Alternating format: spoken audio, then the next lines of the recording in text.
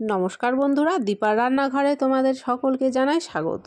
ভাজা পুলি বানানোর জন্য প্রথমে আমাদের একটা আটার ডো তৈরি করতে হবে। তো প্রথমে এখানে কড়াইয়ে জল দিয়ে তার মধ্যে দেখো এখানে আমি দিয়ে দিলাম স্বাদ মতো লবণটা দেওয়ার পরে জলটাকে খুব ভালো করে মিশিয়ে নিলাম। এবারে জলটা যখন দেখো খুব ভালো করে গরম হয়ে যাবে তখন এখানটায় দিয়ে দিচ্ছি চালের গুঁড়ো বা চালের আটা। এবারে দিয়ে দেখো এখানে আমি মিশিয়ে নিচ্ছি। আর তোমরা কতটা বানাবে সেটা তোমাদের উপর নির্ভর করে চালের গুঁড়োটা কম বা বেশি তোমরা করে নেবে। তো জলটা দেখো সবটুকু টেনে গেছে। এখন আমি এই ডোটাকে নামিয়ে একটু ঠান্ডা করে নেব। তো যতক্ষণ পর্যন্ত ডোটা ঠান্ডা হবে ততক্ষণ পর্যন্ত আমাদেরকে ভেতরের পুরটা তৈরি করে নিতে হবে। তো ভেতরের পুরটা আজকে আমি তৈরি করব নারকেল দিয়ে। এখানে দিয়ে দিলাম একটা ছোট সাইজের নারকেল কোড়া, আর দিয়ে দিলাম এখানটায় পাটালির গুড়। পাটালির গুড় দিলে কিন্তু অবশ্যই খেতে এটা দেখতে খুবই ভালো হয়। গুড়টা দেওয়ার পরে দেখো প্রথমে হাত দিয়ে খুব ভালো করে মিশিয়ে নিলাম। আমি এখানে জল ব্যবহার করে নিই, তোমরা চাইলে একটু জল দিতে পারো। তারপরে গ্যাসটাকে জ্বালিয়ে দিয়ে দেখো এখানে নারকেলটাকে আমি তৈরি করে নিচ্ছি। একটু টাইম নিয়ে নারকেলটাকে এখানটায় দেখো আমি তৈরি করে ফেলেছি, মানে ভেতরের পুরটা কিন্তু আমার তৈরি হয়ে গেছে। এরকম অবস্থায় কিন্তু এখন গ্যাসটাকে আমি অফ করে দিয়ে নারকেলগুলোকে এক জায়গায় করে রেখে দেবো। তারপরে দেখো এখানে ডোটা একটু ঠান্ডা হয়ে গেছে, এখন এটাকে মেখে নেব। তো ডোটা আমার একটু নরম হয়েছে। তো দেখো প্রথমে এখানে আমি হাত দিয়ে মাখছিলাম কিন্তু আমার হাতে লেগে যাচ্ছিল, সেই জন্য এখানে আমি একটু শুকনো চালের গুঁড়ো নিয়ে নিলাম। শুকনো চালের গুঁড়ো দিয়ে এবারে ডোটাকে মেখে নেব।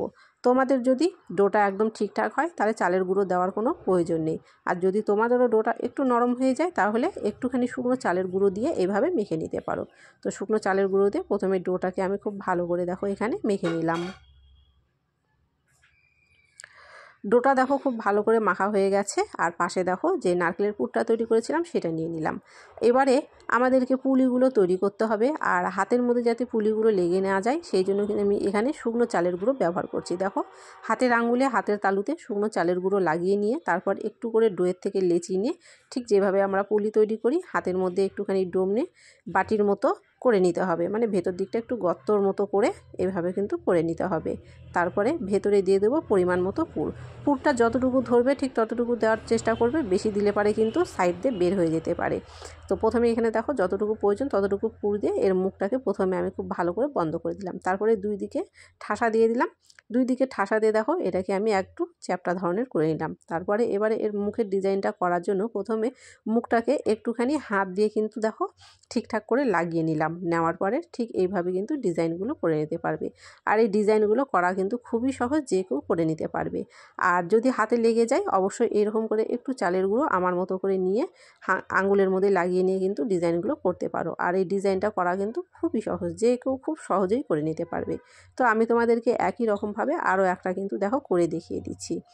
আর এই পুলি পিঠে কিন্তু দুরকমভাবে বানানো যায়, বেলেও বানানো যায়। তোমরা যদি মনে করো যে এইভাবে করতে অসুবিধা হচ্ছে, মানে ডিজাইনটা দেখতে ভালো লাগছে না, অবশ্যই তোমরা বেলে নেবে। প্রথমে বেলে নিলে কিন্তু সমান হবে, তারপরে কিন্তু বানিয়ে নিতে পারবে।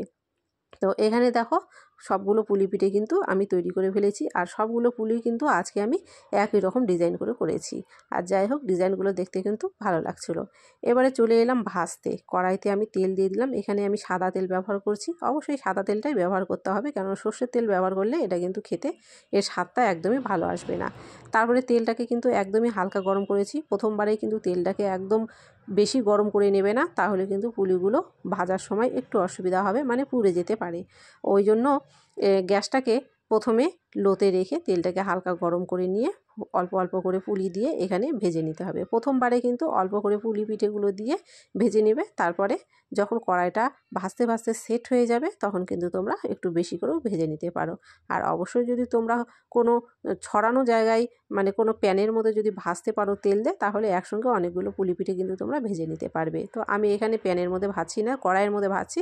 তো যাই হোক সেই জন্য আমাকে এখানে অল্প করে করে ভেজে নিতে হচ্ছে। তো তোমরা দেখতেই পাচ্ছ প্রথমের পুলি পিঠেগুলো কিন্তু আমি একটু লাল করে ভেজে নিয়েছি, আর দ্বিতীয়বারের পুলিগুলোও দেখো আমার কিন্তু সুন্দর লাল করে ভাজা হয়ে গেছে। আর প্রত্যেকটা ডিজাইন দেখো সুন্দর আছে। অনেক সময় যদি ডিজাইনটা ঠিকঠাক না হয় অনেক সময় মুখটা কিন্তু খুলে যাওয়ার ভয় থাকে। যদি তোমরা মুখটাকে ঠিকঠাকভাবে সেট করে ডিজাইনটাকে করে নিতে পারো তাহলে দেখবে প্রত্যেকটা পুলি তোমার পারফেক্ট হবে, একটারও মুখ কিন্তু খুলবে না। সবকটাই পুলি পিঠেগুলো আমি কিন্তু ভেজে প্রথমে উঠিয়ে নিলাম। তারপর এখানে একটা প্যান বসিয়ে এখানে দিয়ে দিলাম চিনি। এখানে যেহেতু আমি কোনো রকম মাপ করে নিইনি, সেই জন্য মাপটা আমি বলছি না, আমি আন্দাজ মতো করে নিচ্ছি। একটা ছোট বাটি দিয়ে মেপে 1 বাটি চিনি এখানে আমি দিয়েছি, আর সেই বাটি দিয়েই হাফ বাটি জল এখানে মেপে দিলাম, দিয়ে এটাকে দেখো ফুটতে দিয়ে দিচ্ছি। এবারে চিনির শিরাটাকে অবশ্যই কিন্তু একটু ঘন করে আমাদেরকে তৈরি করতে হবে, কেননা যদি মিষ্টি হতো তাহলে কিন্তু চিনির শিরাটাকে একটু পাতলা রাখতে হতো আর একটু বেশি করতে হতো। যেহেতু আমাদের এখানে বেশি প্রয়োজন নেই, সেই জন্য অবশ্যই কিন্তু শিরাটাকে একটু ঘন করেই তৈরি করতে হবে।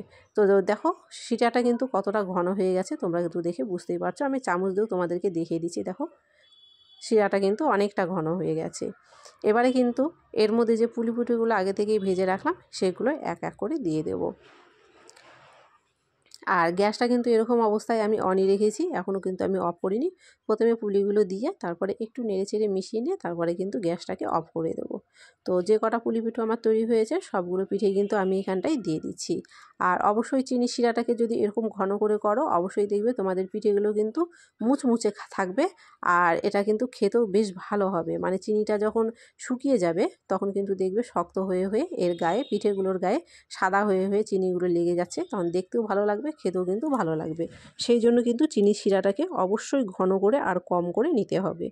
তো সবগুলো পুলি পিঠে দেওয়ার পর দেখো একটা চামচের সাহায্যে আমি কিন্তু উল্টে পাল্টে লাগিয়ে নিচ্ছি। তো এরকম অবস্থায় কিন্তু আমি প্রথমে গ্যাসটাকে অফ করে দেবো। গ্যাসটাকে অফ করে তারপরে কিন্তু আমি তোমাদেরকে দেখিয়ে দেবো যে আজকের পুলি পিঠেগুলো কেমন তৈরি হলো।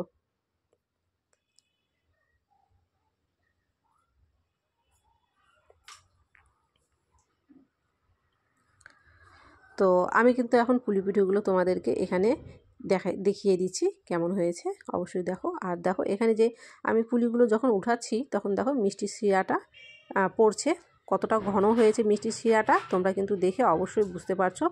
আর এরকম ঘন করেই কিন্তু মিষ্টি শিরাটাকে অবশ্যই তৈরি করার চেষ্টা করবে। তো আর দেখো সবগুলো পুলি পিঠে কিন্তু একদম ঠিকঠাক আছে, কোনোটা কিন্তু ভেঙে যায়নি বা কোনোটার মুখ খুলে যায়নি। এইভাবে করলে কিন্তু প্রত্যেকটা পুলি পিঠে খেতে তোমার হবে দুর্দান্ত, আর দেখতেও কিন্তু হবে খুবই সুন্দর। তারপরে যে শিরাটুকু ছিল সেই শিরাটুকু কিন্তু দেখো এর পিঠেগুলোর উপর দিয়ে দিচ্ছি। তো যাই হোক, আজকের এই ভাজা পুলি পিঠের রেসিপি তোমাদের কেমন লেগেছে অবশ্যই কিন্তু কমেন্ট করো, ভালো লাগলে অবশ্যই লাইক করো, আর যদি নতুন হয়ে থাকো আমার চ্যানেলটিকে কিন্তু অবশ্যই সাবস্ক্রাইব করে দিয়ে পাশে থেকো। আর তোমরা কিন্তু যে কেউ অনায়াসে এইভাবে পুলি পিঠে বানিয়ে নিতে পারো, এটা দেখতে যতটা সুন্দর খেতেও কিন্তু তার থেকে আরও বেশি সুন্দর। তো তোমাদের সাথে দেখা হচ্ছে আবার নতুন কোনো দিনে নতুন কোনো রেসিপির সাথে। ততক্ষণ পর্যন্ত তোমরা সকলে খুব ভালো থেকো।